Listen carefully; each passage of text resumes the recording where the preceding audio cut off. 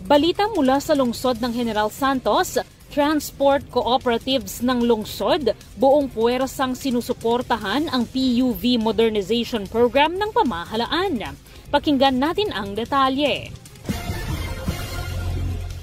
Kaugnay ng pagpapatupad ng Public Utility Vehicle Modernization Program o PUVMP, hinihikayat ng Public Transport Alliance of Gensan o PTAG ang iba pang mga lungsod at probinsya na mas paigtingin ang suporta sa programang ito ng pamahalaan sa pamamagitan ng Department of Transportation o DOTR at sa ilalim ng kampanyang Bagong Pilipinas ni Pangulong Ferdinand R. Marcos Jr. Sa isinagawang Road Sector Town Hall Meeting noong 5 ng Pebrero sa General Santos City, inihayag ng sektor ng transportasyon ang kanilang mga magagandang ginagawa patungkol sa PUVMP. Unang-una, dun sa ating mga mananakay, we're giving comfort, convenience, and comfortability sa ating mga mananakay. Pangalawa, yung magandang trabaho, disenteng trabaho sa ating mga drivers. At lalong-lalo na ngayon, nag-a-adapt tayo ng mga konduktor sa ating public utility.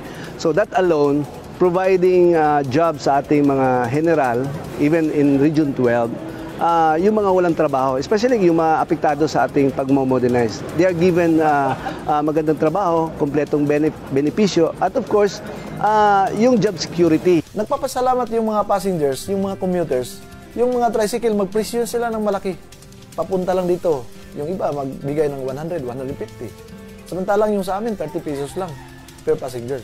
Every now and then, binibigyan natin ng orientation.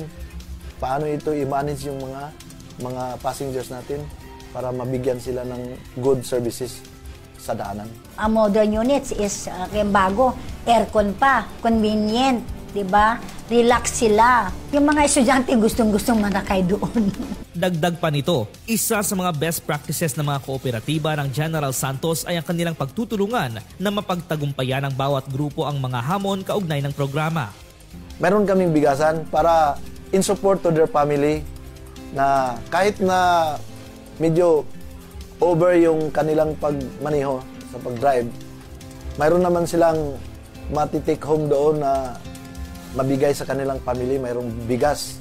Ayon kay DOTR Secretary Jaime Bautista, sa buong bansa, ang Gensan ang pinakaunang nagkaroon ng 100% consolidation ng mga PUV operators at drivers. Maynila, maraming question doon sa ating programa. And dito, dahil naipakita natin na ito ay pwede maging successful, ay magiging gabay ito at magiging inspirasyon din doon sa other cooperatives to follow what General Santos is doing. Para sa Balitang 12, Harlem Ferolino, PIA 12.